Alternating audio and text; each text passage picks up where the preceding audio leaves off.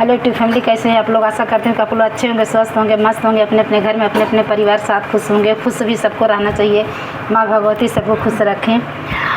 देखिए ना, एक बहुत सुंदर सा कजरी गीत हम लोग सुना रहे हैं। पति बाहर गया, पत्नी कैसे बुला रही है। सुनिएगा आप लोग गाना के माध्यम से। बहुत सुंदर कजरी गीत है।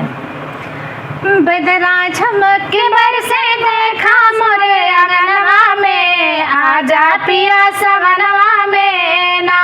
बदरा झमक के बरसे देखा मोरे अंगनवा में, आजा पिया सवनवा में ना। ए तो सावन की अधियारी दूजे घेरे बगरा कारी, एक तो सावन की अधियारी दूजे घेरे बदरा कारी। बिजली चमचम चमके उतरे मोरे अंगनवा में, आजा पिया सवनवा में ना।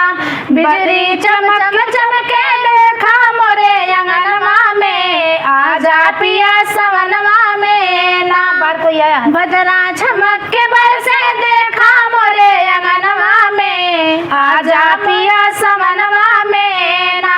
बदरा झमक के बरसे देखा मोरे अंगनवा में, आजा पिया सवनवा में ना। देवरा बोलत बा बोली मनवा हमरो जात डोली, देवरा बोलत बाटे बोली जियरा हमरो जात डोली। देखा आके सुतल बाटे हम दलनवा में, आजा पिया सवनवा में ना।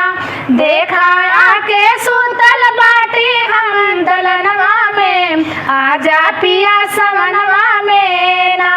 बदरा झमक के बरसे देखा मोरे अंगनवा में, आजा पिया सवनवा में ना।